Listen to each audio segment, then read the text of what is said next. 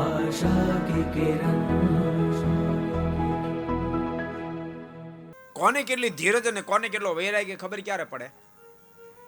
તો કે દેશકાળ આવે ત્યારે ધીરજની ખબર પડે, અને વિષય પદાર્થની પ્રાપ્તિ થાય ત્યારે વિરક્તિની વૈરાગ્યની ખબર પડે. મહારાજે પ્રથમના 3જા વચનામૃતમાં એમ પણ લખ્યું, મારે કે પ્રારબ્ધ અનુસાર કદાચ ગ્રસ્ત ભક્ત સુખ સમૃદ્ધિની પ્રાપ્તિ થાય.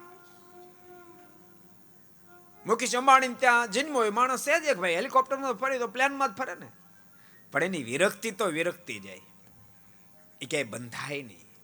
તમે એવું નહીં માનતા કે મોટા માણસો બંધાયેલા હોય જેની પાસે કાંઈ નથી એ બધા વિરક્ત હોય, એવું નથી.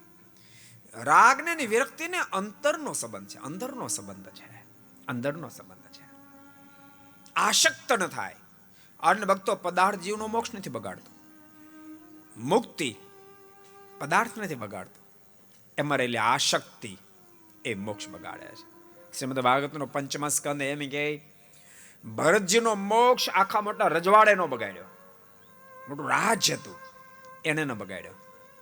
એક મૃગલીના બચ્ચામાં આશક્તિ થઈ તો મૃગલીના બચ્ચાએ ભરતજીનો મોક્ષ બગાડ્યો છે, એમ શ્રીમદ ભાગવતનો 5મા સ્કંદ કહે છે. को पसंद आया हो तो लाइक करें और शेयर करना मत भूलिए. सब्सक्राइब करें सरदार कथा चैनल को और बेल आइकॉन पर क्लिक करना मत भूलिए लेटेस्ट वीडियो सबसे पहले पाने के लिए.